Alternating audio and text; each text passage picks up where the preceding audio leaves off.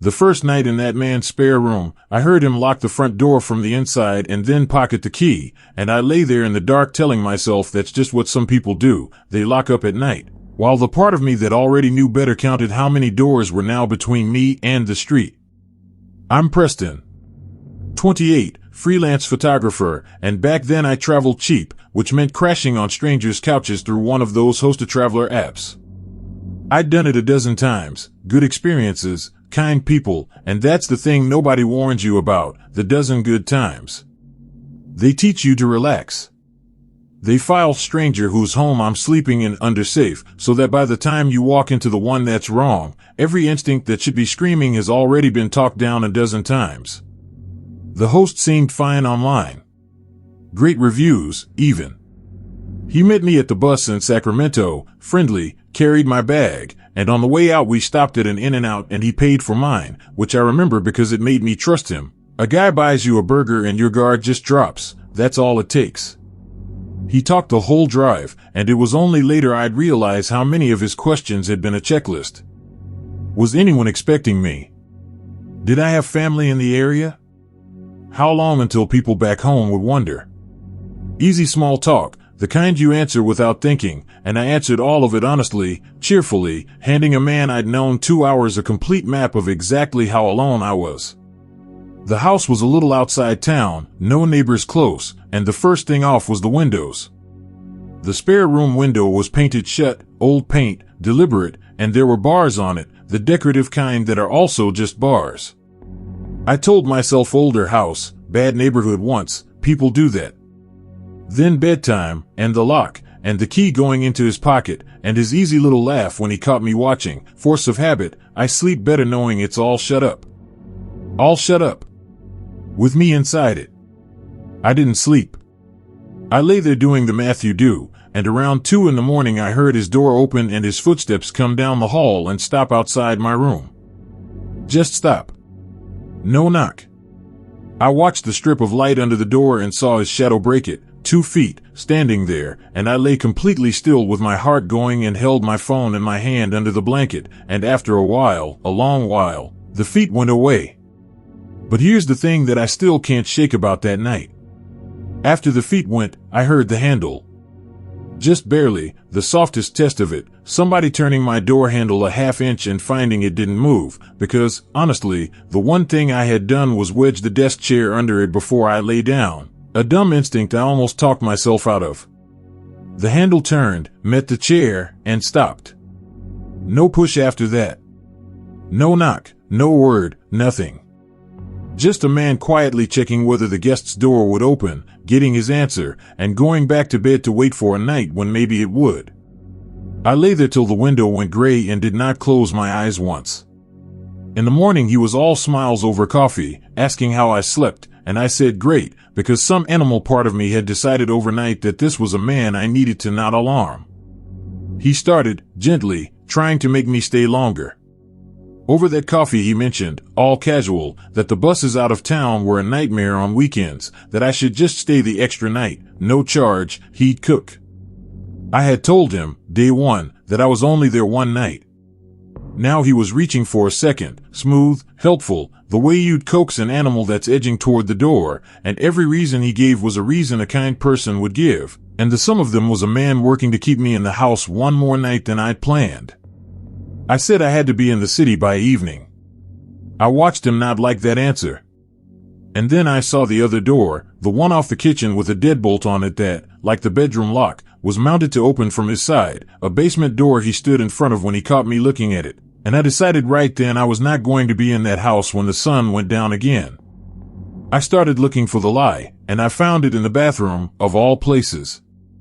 A second toothbrush, a woman's hair things, a phone charger for a model of phone he didn't have, all shoved in the cabinet under the sink like someone had cleared the counter fast. He told me he lived alone.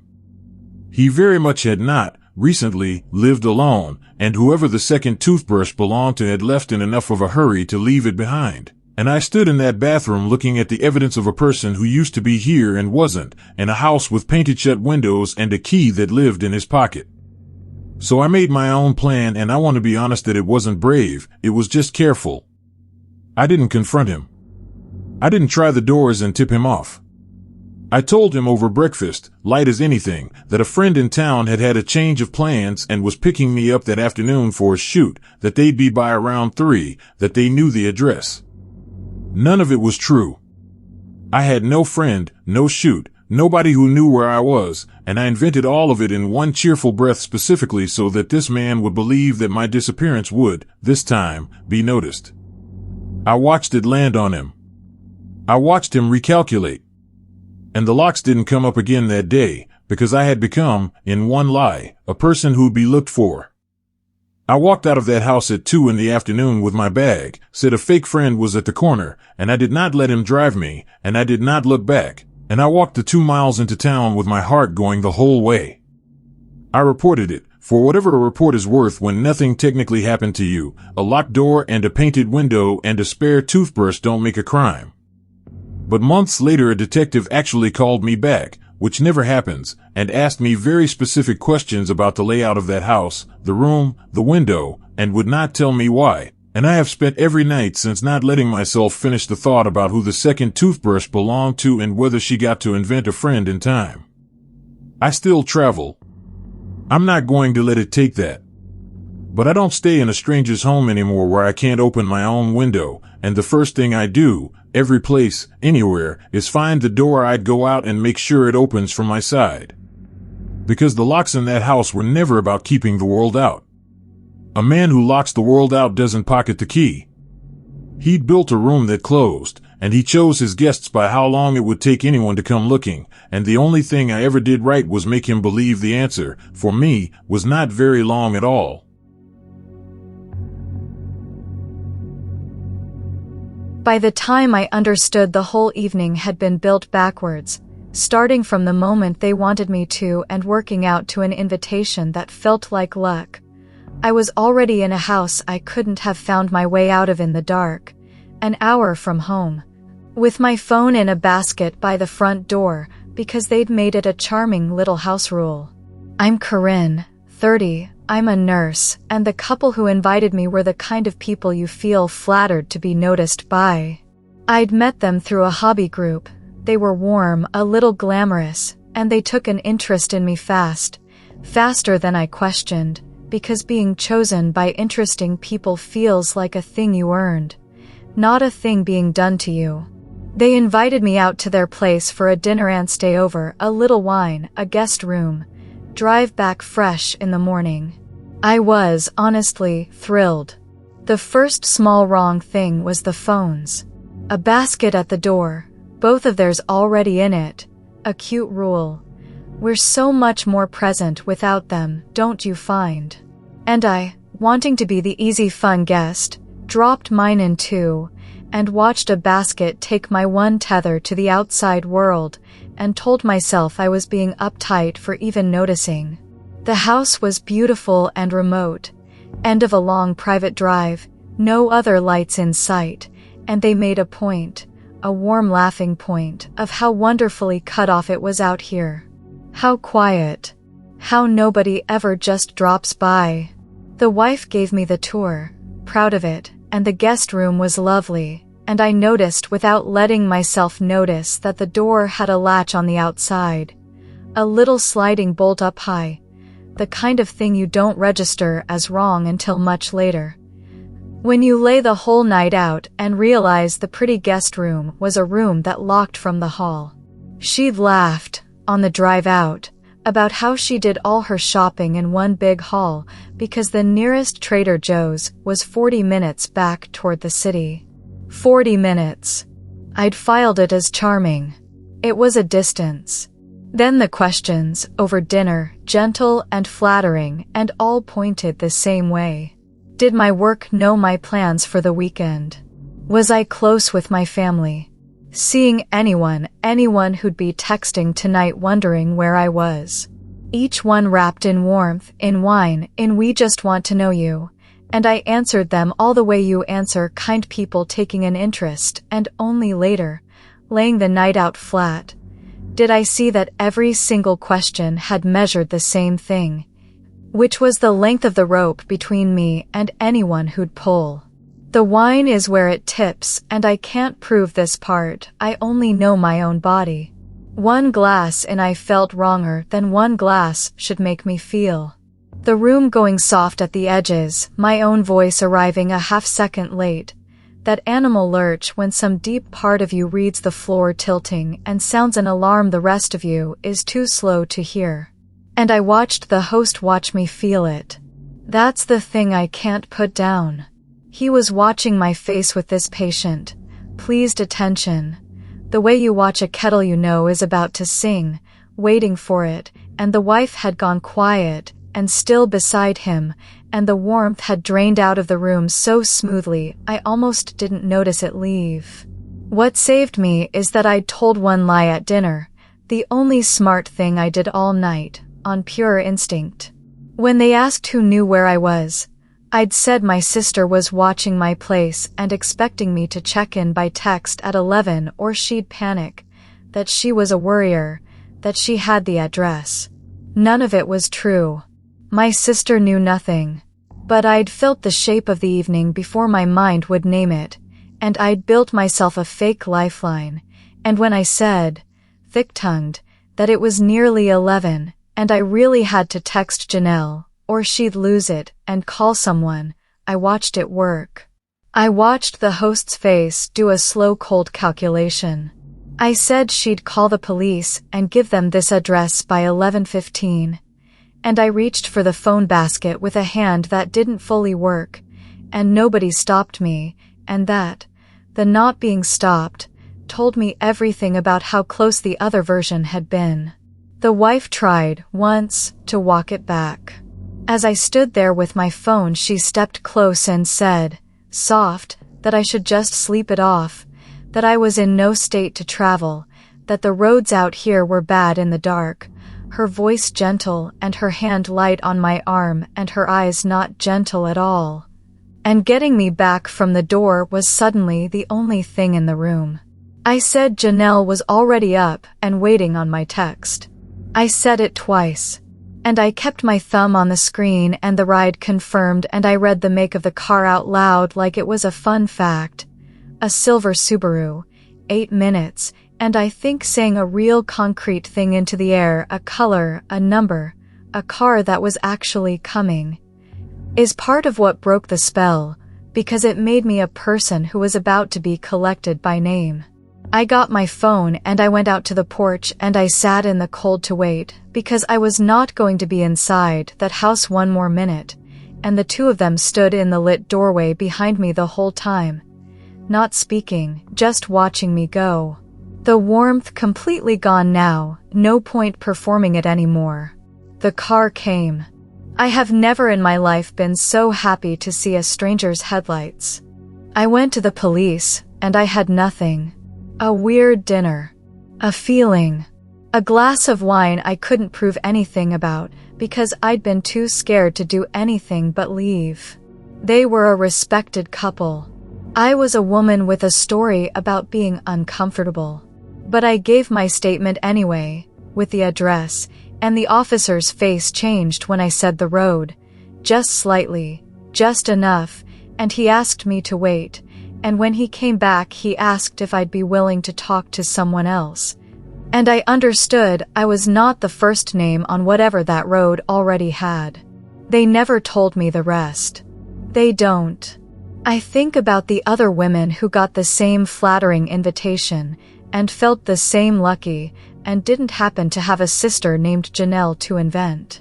The couple is still out there, charming, glamorous, taking a warm sudden interest in someone right now. The invitation always feels like being chosen. I know now that it is, just not for the reason you let yourself believe. I found the camera because I test software for a living and I cannot fall asleep in a dark room that has one small green light blinking in it at a steady interval no smoke detector on Earth has ever used. And once I got up on the bed and put my face close to the thing on the shelf, I was looking into a lens that was looking back at me, in the guest room where I'd already spent 2 nights getting undressed. I'll call myself Roman. 33, I do QA, software testing, which matters because the whole job is staring at a thing until the one detail that's wrong jumps out, and that habit is the only reason I'm telling this instead of never knowing. I'd booked a private room in a guy's house for a work trip out to Nashville, cheap, well-reviewed, the kind of place you sleep in and barely register. Friendly host. Lived on site. Gave me the upstairs guest room and the little speech about making myself at home, and for 2 days it was the most ordinary stay imaginable. I should say, the reviews were genuinely good, dozens of them, 5 stars, people thanking him for being so welcoming, and I've thought a lot since about how all those happy guests are also, every one of them, on the drive somewhere. The blinking is what got me. Third night, lights out, and there's this little green pulse from the bookshelf, slow, even, every few seconds. I'd half noticed it the first 2 nights and filed it under router, charger, smoke alarm, the stuff that blinks in any room. But QA brain doesn't let a pattern go, and lying there I kept landing on the fact that nothing I owned was over there, and the interval was too regular, too engineered, for any of the dumb explanations. So I got up. And on the shelf, tucked between a clock and a stack of books angled just so, was a little device with a pinhole lens, warm to the touch, pointed directly at the bed. I want to describe exactly what that's like, because the fear isn't loud, it's the opposite. It's a cold, quiet flood. I stood there in my underwear in a stranger's guest room holding a camera that had been recording me, and the first thing that hit wasn't even the now, it was the backfill, the 2 previous nights rewinding behind my eyes, everything I'd done in that room believing I was alone, all of it sitting on a drive somewhere in the house under my feet. 2 days of being watched that I had experienced, at the time, as privacy. You don't get those back. That's the part that doesn't heal clean. I did the thing my whole career trained me to do, which was not tip off the system that I'd found the bug. I didn't yank the camera. I didn't storm downstairs. I put the books back the way they were, angled just so, and I got dressed in the bathroom with the door locked, and I sat on the edge of the tub and made myself think instead of run. Because if there was one camera there were maybe more, and if he was watching a feed he'd know the second I reacted. And I was upstairs in the house of a man who'd installed a lens over the bed of every stranger who'd ever slept in that room. I found the second one in the smoke detector, aimed at the same bed from the other angle, and I stopped looking after that because I'd seen enough and because every minute up there was a minute he might be wondering why I'd gone so quiet. Here's the detail that still gets me, the QA detail, the one that confirmed it wasn't some old forgotten security thing. The lens on the shelf was clean. Spotless. In a room where the books beside it had a soft gray fur of dust along their tops, where the clock face was hazed with it, that one little lens had been wiped recently, deliberately, the way you'd clean a thing you check on. He maintained it. It wasn't a camera somebody installed and forgot. It was a camera somebody dusted. And the books in front of it were re-angled a little differently than the photos in the listing showed, which meant he adjusted the shot for each guest, framed the bed fresh each time, and the ordinariness of that, the routine little housekeeping of it, is worse to me than if he'd been some wild-eyed monster. He tidied the lens between us the way a host fluffs a pillow. I packed in the bathroom, normal, slow. I texted a coworker the address and the words, "If you don't hear from me in 20 minutes, call the police," and watching that message send is the closest I've ever felt to being genuinely alone in the world. Then I walked downstairs with my bag and my keys out and I lied, easy as I could make it, said I'd gotten an early call from the client and had to head out, so sorry, great stay. He was standing at the bottom of the stairs. He asked, a little too quickly, a little too flat, if everything in the room had been okay. I said it was perfect. I watched him decide whether to believe me. I have never wanted a front door as much as I wanted his. I called the police from a gas station parking lot 2 miles away, hands going, and this one actually went somewhere, because a physical camera in a bedroom is a thing you can hold up, unlike a locked door or a bad feeling, and there was a search, and there was a drive full of files, and on it were a lot of people who had no idea they were ever on it. He was charged. He went away. I'm not going to lay out the court part because that one clean sentence is the only clean thing in this, and it doesn't stay clean because the files existed before the charge and existing is what they'll keep doing. Somewhere those nights are still a recording. Mine and a lot of strangers. I check now. Every room, every stay, the first 10 minutes, I sweep it like the job it basically is, the outlets, the smoke detectors, the weird little gifts left on a shelf angle just so. People think that's paranoid and I let them. The host was the nicest guy. 5 stars, the speech about making yourself at home, and a lens over the bed where you do. The thing that saved me wasn't bravery and it wasn't strength, it was a green light that blinked one beat wrong, in a dark room, in front of the one guest in 1,000 whose whole brain is built to notice the one detail that doesn't fit. Everyone else just went to sleep.